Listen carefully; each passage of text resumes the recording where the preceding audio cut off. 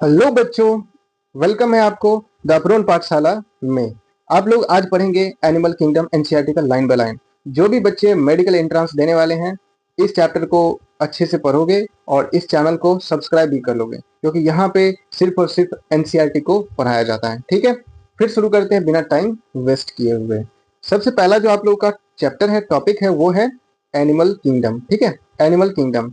और ये जो हम लोग इससे पहले पढ़े थे प्लांट किंगडम, और ये फिफ्थ किंगडम है जो एनिमल किंगडम है, और ये लास्ट है। ठीक है, हम लोग इसका बेसिक क्लासिफिकेशन और इंट्रोडक्शन आज समझेंगे। ठीक है, और उसके बाद फिर क्लासिफिकेशन ऑफ एनिमल्स दूसरा, यानी 2 स्टेप में हम इसको डिवाइड करके पढ़ेंगे, 2 से 3 स्टेप में। तो सिर्फ बेसिक क्लासिफिकेशन आज हम लोग इंट्रोडक्शन जानेंगे। देखते हैं। When you look around, you will observe different animals and different structure of the forms. देखो, हम लोग कभी भी अगर आसपास देखेंगे तो एनिमल्स क्या होगा, बहुत ज्यादा ही अलग अलग डिफरेंट रूप में। जैसे कुत्ता को देखोगे अलग फॉर्म रहेगा, स्ट्रक्चर रहेगा। कैट को देखोगे अलग स्ट्रक्चर दिखेगा। काऊ को देखोगे अलग स्ट्रक्चर दिखेगा। और बंदर को देखोगे अलग स्ट्रक्चर दिखेगा, उसका फॉर्म्स अलग दिखेगा, रहने का तरीका अलग दिखेगा। ठीक है, तो हर चीज तुम्हें अलग अलग देखने को मिलेगा, उसका खाने पीने का चीज अलग देखने को मिलेगा। As over millions of species animals have been described till now, the need of classification become all the more important. Classification also help in assigning the systemic position to newly described species. जितना भी नया species है उसको describe करने के लिए हम लोगों को क्या एक चाहिए, क्लासिफिकेशन। एकदम खाटी तरीका वाला क्लासिफिकेशन पता होना चाहिए। ठीक है, बिना क्लासिफाई किए हुए हम एनिमल को अच्छे से जान नहीं पाएंगे, लिविंग थिंग्स को जान नहीं पाएंगे। तो उसके बारे में जानने के लिए उसका क्या रोल है हमारे लाइफ में, सब पता करने के लिए क्लासिफिकेशन बहुत ही ज्यादा इंपॉर्टेंट है। तो हम लोग आज पढ़ेंगे basic classification. In spite of difference in a structure and forms of different animals, there are fundamental features common to various individuals in relation to the arrangement of the cells, body, देखो यहाँ पे arrangement of the cell, body symmetry, nature of coelom, patterns of digestive system, circulatory and reproductive system। ये सारा चीज क्या करेगा, आपको classification करने में हेल्प करेगा। ठीक है, ये सारा चीज बहुत ही ज्यादा जरूरी है क्लासिफाई करने के लिए। तो सबसे पहले हम लोग पढ़ेंगे arrangement of cell, that means level of the organisms. अब लेवल ऑफ ऑर्गेनिजम्स हम इसको क्लियर करते हैं। Third, all members of Animalia are multicellular. जितना भी एनिमेलिया किंगडम का मेंबर्स होंगे वो क्या होगा, मल्टीसेल्युलर होगा। ठीक है, मल्टीसेल्युलर होगा। All of them do not exhibit same pattern of the organisation. इसमें हर एक लिविंग थिंग्स के पास, यानी एनिमल के पास, एनिमलिया के पास क्या होता है, सेम ऑर्गेनाइजेशन ऑफ सेल, यानी पैटर्न सबका सेम नहीं होता है सेल का अरेंजमेंट का। For example, in sponge the cell are arrange loosely as aggregates. जो स्पॉन्ज होता है बहुत ही स्पॉन्ज की तरह वो लूज होता है। ठीक है, दे एग्जिबिट सेल्यूलर लेवल। उसके पास क्या होता है, सेल्यूलर लेवल, मतलब एक सेल होता है, यानी एक सेल में एक सेल में क्या होता है, वो सारा काम कंप्लीट हो जाता है। सेल्यूलर लेवल जब एक सेल सारा काम नहीं कर सकता तो उस तरह के कंडीशन में वो चल जाता है टिश्यू लेवल में। ठीक है, some divisions of labour activities अगर among the cells in coelenterate. देखो coelenterate, the arrangement of the cell is more complex. अब सिलेंट्रेट में एक सेल से काम नहीं चलने वाला, तो जिस वजह से वो क्या हो जाता है, मोर कॉम्प्लेक्स हो जाता है। ठीक है, उसका सेल का अरेंजमेंट क्या हो जाता है, कॉम्प्लेक्स हो जाता है। Here the cell performing the same function are arranged into tissue, hence that is called tissue level. अगर वही सेल सेम सेल का ग्रुप हो जिसका फंक्शन भी सेम है तो उसको हम लोग क्या कहते हैं, टिश्यू कह देते हैं। और उस तरह के जो क्लासिफिकेशन लेवल होगा टिश्यू लेवल कह देंगे, ऑर्गेनाइजेशन कह देंगे। A still higher level of organisation that is organ level. ठीक है, अब इसके बाद बहुत सारा टिश्यू एक अलग अलग पार्ट में काम करना शुरू करेगा, उसको ऑर्गन लेवल कहेंगे। Exhibit by the member of Platyhelminthes. जो ऑर्गन लेवल होगा वो किसमें शो होगा, Platyhelminthes. And other higher phyla tissue are group together to form organs, each specialise for a particular function. ठीक है, हर एक ऑर्गन्स के पास अपना एक पार्टिकुलर फंक्शन होगा।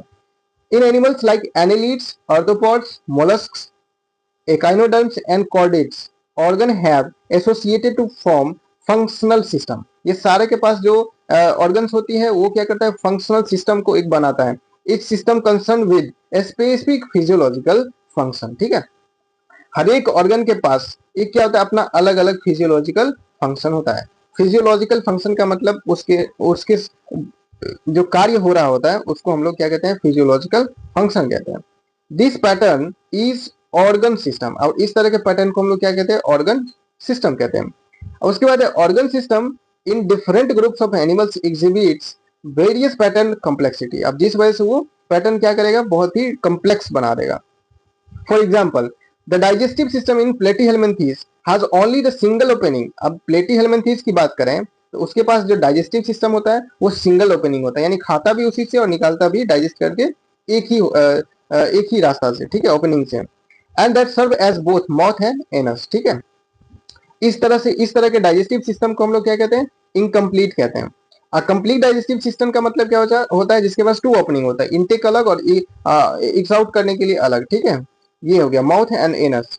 सिमिलरली द सर्कुलेटरी सिस्टम में also be 2 type such as open and close type. Open में क्या होता है, in which blood is pumped out of the heart, जिसमें ब्लड क्या होगा, out of the heart pump होगा, ठीक है। और उसमें क्या होगा, the cell and tissue are directly bathed, उसमें सेल और टिश्यू क्या होगा, डूबा हुआ रहेगा, ठीक है। और क्लोज सिस्टम की बात करें तो वो सर्कुलेट होगा थ्रू द वेसल्स, ठीक है। और जिस वेसल्स का बहुत सारा डायमीटर होता है, तो उसी डायमीटर में चेंजेस होने की वजह से 3 तरह का वेसल्स होता है, आर्टरीज, वेन एंड कैपिलरीज। सबसे ज्यादा वेन का, आर्टरी का, फिर कैपिलरीज का, ठीक है। उसके बाद देखो सिमेट्री। सिमेट्री क्या होता है, animals can be categorised on the basis of their symmetry, ठीक है। स्पॉन्जेस आर मोस्टली असिमेट्रिकल, यानी कि सिमेट्री का मतलब क्या होता है कि अगर कोई एनिमल है उसको हम बीचों बीच काट रहे हैं, दोनों तरफ क्या हो रहा है, बराबर दिख रहा है, दोनों तरफ क्या हो रहा है, बराबर दिख रहा है, तो इसको हम लोग क्या बोलेंगे, सिमेट्री। अगर बीच से काट दिए, ठीक है, बीच से काटेंगे एक एक्सिस डाल के, तो दोनों तरफ अगर बराबर ना हो तो उसको क्या बोलते हैं, असिमेट्रिकल बोलते हैं। Any plane that passes through the center does not divide into the equal halves। अगर कोई भी एक प्रिंसिपल एक्सिस कहीं से भी खींचे, अगर वो इक्वल हाल्फ्स में नहीं डिवाइड कर पा रहा है तो वो असिमेट्रिकल कहलाएगा। When any planes, ये हो गया central axis body activity organs do not identical have, जिसके उसके बाद देखो कुछ कुछ के पास अगर आइडेंटिकल हैव्स नहीं होता एक लाइन से, तो उस कंडीशन में हम लोग क्या करते हैं, रेडियल सिमेट्री करते हैं। तो रेडियल सिमेट्री किस किस में होता है, यहाँ पे देखो रेडियल सिमेट्री एंड सिलोमेट्स। उसके बाद देखो coelenterata, ctenophores and echinoderms have this kind of the body plan, ठीक है। उसके बाद देखो animal like annelids, arthropods and where the body can be divided into 2 identical left and right halves called bilateral symmetrical. अब bilateral symmetry में देख लो annelids होगा, arthropods हो जाएगा, ठीक है। जैसे कि यहाँ पे देखो ये तुम्हारा क्या है, ये रेडियल लाइक है, कभी इस तरीके से काटो और कभी इस तरीके से काटो, तो इसमें क्या होगा, इस भाग का स्ट्रक्चर इस भाग का स्ट्रक्चर सिमिलर है, इसका स्ट्रक्चर सिमिलर है, बीच वाला ऐसे जो काटे हैं तो इधर का सिमिलर है, ठीक है। तो इसको हम लोग क्या बोलते हैं, रेडियल सिमेट्री बोलते हैं। अब देखो यहाँ पे diploblastic and triploblastic organisation, animals in which the cells are arranged into 2 embryonic layer. अब जो एनिमल जो होता है उसका सेल एम्ब्रियोनिक लेयर टोटल कितना होता है, 2, ठीक है। अब उसमें क्या होता है, एक्सटर्नल को हम लोग क्या बोलते हैं, एक्टोडर्म, और अंदर वाले को बोलते हैं इंडोडर्म। अब इसको हम लोग बोलते हैं जिसके पास 2 सिर्फ लेयर होते हैं, जर्म लेयर, उसको बोलते हैं डिप्लोब्लास्टिक, ठीक है। जैसे कि एग्जाम्पल में दिया हुआ है सिलेंट्रेट, ठीक है, सिलेंट्रेट क्या होता है, डिप्लोब्लास्टिक। उसके बाद एन अनडिफरेंशिएटेड लेयर जिसमें एक मिसोग्लिया आता है, is present in between the ectoderm and endoderm. Ectoderm और इंडोडर्म के बीच में मिसोग्लिया प्रेजेंट होती है। Those animals in which developing embryo has third germinal layer, that is उसको हम लोग क्या बोलते हैं, मेसोडर्म, ठीक है। थर्ड जर्मिनल लेयर को क्या बोलते हैं, mesoderm, in between the ectoderm and endoderm and called triploblastic animal. और ट्रिप्लोब्लास्टिक में क्या आता है, प्लेटीहेल्मिन्थीस एंड प्लेटीहेल्मिन्थीस से कॉर्डेट्स तक, ठीक है, प्लेटीहेल्मिन्थीस से कॉर्डेट्स तक। अब सीलोम क्या होता है वो समझो, सीलोम क्या होता है वो समझो।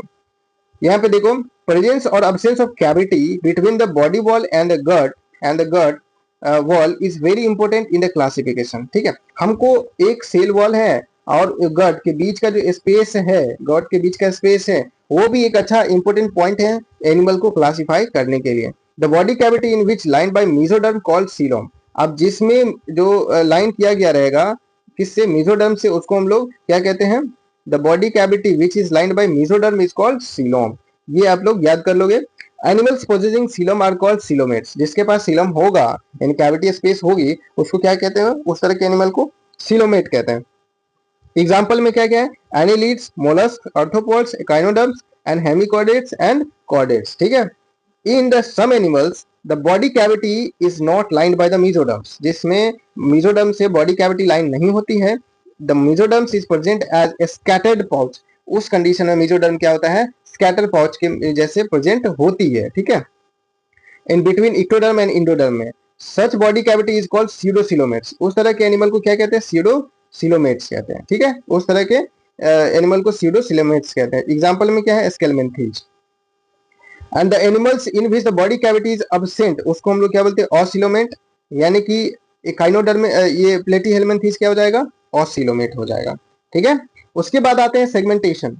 इन some animals the body is external and internally divided into segments with serial repetition of at least some organs. For example, in earthworm body shows this pattern called metameric segmentation, and the phenomena is called metamerism.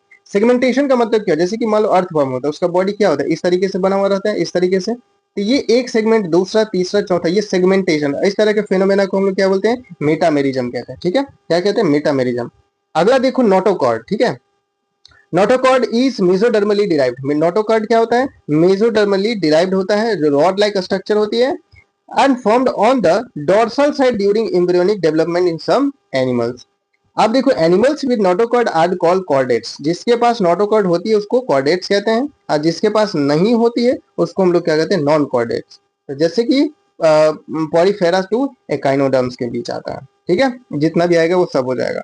उसके बाद देखो classification of animal. तो classification में हम लोग सिर्फ simple सा एक फ्लो चार्ट देखेंगे अभी, बाकी नेक्स्ट वीडियो में हम लोग अच्छे से समझेंगे. The broad classification of Animalia based on the fundamental feature mentioned in the proceeding section. यहाँ पे समझो अच्छे से. किंगडम कौन सा है, एनिमेलिया, जो क्या होता है, मल्टी सेल्यूलर होता है. ठीक है. सबसे पहले हम लेवल ऑफ ऑर्गेनाइजेशन की बात करेंगे. तो ये दो तरह का होता है, एक सेल्यूलर लेवल और दूसरा होता है टिश्यू ऑर्गन और ऑर्गन सिस्टम लेवल. ठीक. अब जो मान लो सेलुलर लेवल है, जिसमें मोस्टली क्या होता है, असिमेट्रिकल होगा. ठीक है. सेलुलर लेवल क्या होगा, मोस्टली असिमेट्रिकल होगा.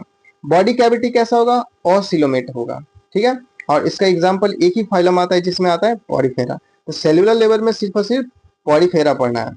अगर टिश्यू ऑर्गन और ऑर्गन सिस्टम लेवल में बात करें तो उसका सिमेट्री दो तरह का होता है, एक रेडियल और दूसरा बायलेटरल.